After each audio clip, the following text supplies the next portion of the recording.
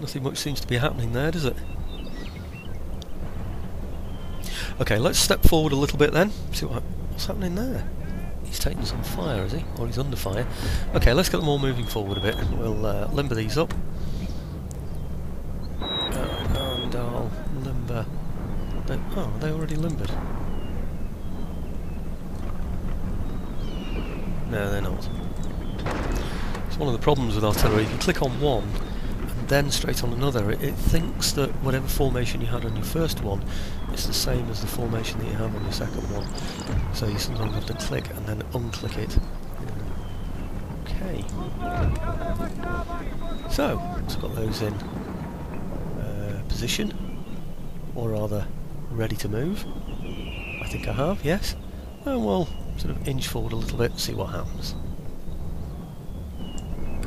Just up to there. You notice how the line disappeared a bit as we were going along there? That's basically because there's some terrain feature that's going to disrupt our formation. Luckily it didn't last too long. Look at that, skipping off that infantry there.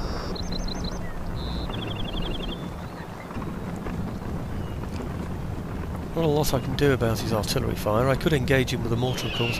Mortars are incredibly inaccurate though. It does look as though he's changed his formation again, doesn't it, a bit? Or rather his direction. See, the centre of my line, I'm looking at the bottom map now. If I were to go straight forwards from the centre, I'd end up here. I'm not sure if that's the centre of his line or not, really. There seem to be quite a few troops over here, and some over here. Anyhow, I think he leaves me with no choice, really. I'm going to have to continue inching forward. Just make sure everybody's there. Ah, that'll be the feature that was upsetting things. That seems to be the place where the artillery wants to go, doesn't it? That seems to be the objective that had been set for it. Okay, let's advance a little nearer, shall we? He's bound to still be outside range of my howitzers.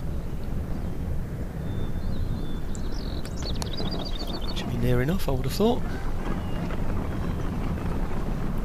We will now, of course, be getting away from the mortar, and he's still got cavalry out there, so there is a good chance he'll run some cavalry round the back. And of course I won't then have the support of that infantry on the flanks that I had before. That will give some fire into his cavalry as he's attempting the flank or even the rear attack. Okay, now then, let's move a bit further forward again.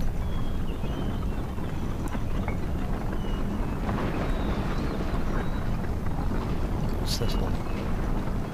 Provincial horse. Only 14 of them now, aren't there? I think we'll just meet those with musketry fire, to be honest. I don't think I'm going to fiddle about with the howitzers, you know, sort of unlimbering them just to fire at 14 horse. Let's leave the infantry to deal with those. Oh dear, right, he's stopped, has he? Let's move forward a little bit. Not too much. Just enough to put us in range, or to force him backwards.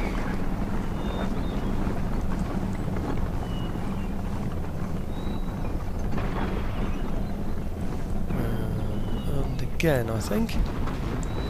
Let's have a look at these chaps, see what we're doing, make things a bit more interesting.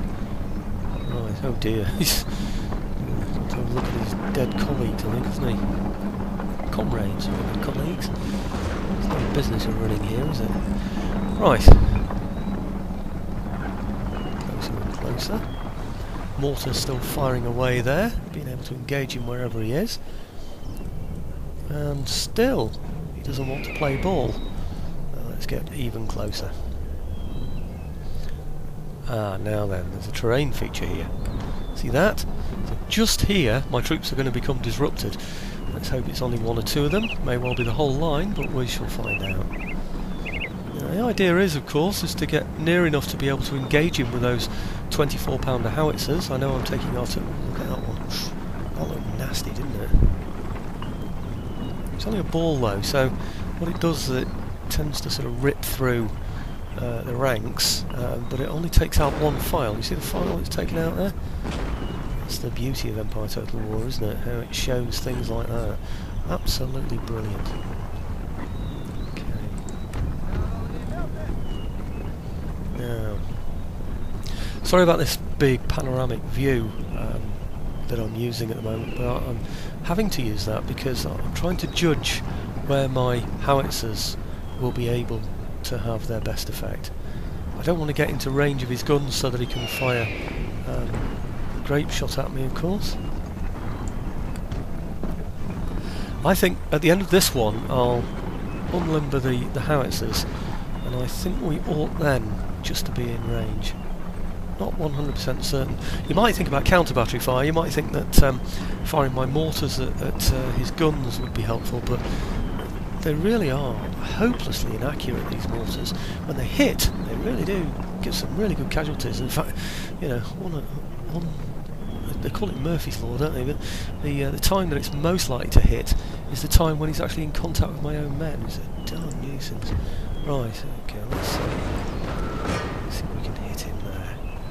Now then, we're still moving the howitzers into position.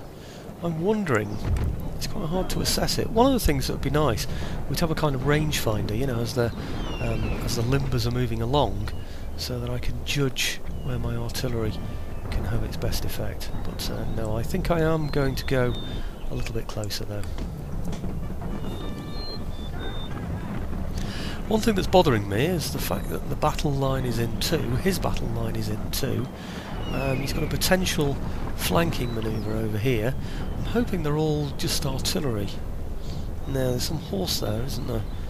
Yeah, the horse. You see, if I had some decent cavalry, I could take on his cavalry and take out his artillery at the same time now, couldn't I? But anyhow, that's a right flank of horse and guns really there, so I don't think I'm going to concern myself overly with those at all.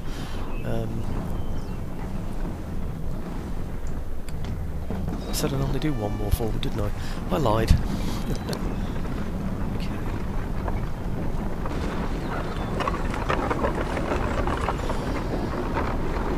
Come on, howitzers, get into position, lads. These are the ones, these are the troops who've attacked you in Amsterdam for years and years. They've come back and attacked you again. Yeah, these are the ones that are going to have to pay. Now they're the Pandours. Now these are the ones you have to be most careful with, because they'll stand just outside your range. Yep. I'm just going to rush my troops into there. See what they'll do? They'll stand just outside the range. Suddenly you'll find your numbers of men are going down and down and down and down and down. You won't be able to figure out why, and that'll be because there's a group of Pandours somewhere that were probably hidden, that suddenly appeared, that suddenly start firing at you, and you won't even know they're there, and you won't be returning fire. And that's why using the rangefinders is particularly helpful as well. Okay, so I'm hoping to get those cleared out of the way as well. Now then, I wonder if we're close enough now to be able to unlimber these guns. I'm just hoping we can reach over there, that's the thing. That's one. These stop moving. Yes, they have. I'll unlimber those as well. Now let's see what we can fire at now. Okay, these guns, can they reach? Have I got the range right? Come on, please. Yes, look. Every single one of his men are in range. That's excellent. Okay, so what I'm going to do there is fire at these.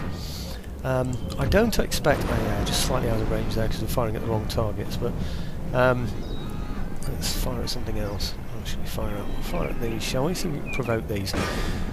His cavalry with his artillery. I've got a much better effectiveness against his cavalry, his bunched up troops of horse, than I have against his artillery, who seem to be pretty good at fending off counter battery fire. So what I want to do is hit his horse and hopefully incidentally hit his artillery as well. Ah, here's one lot of horse come out already. How many has he got? 40 out of 45.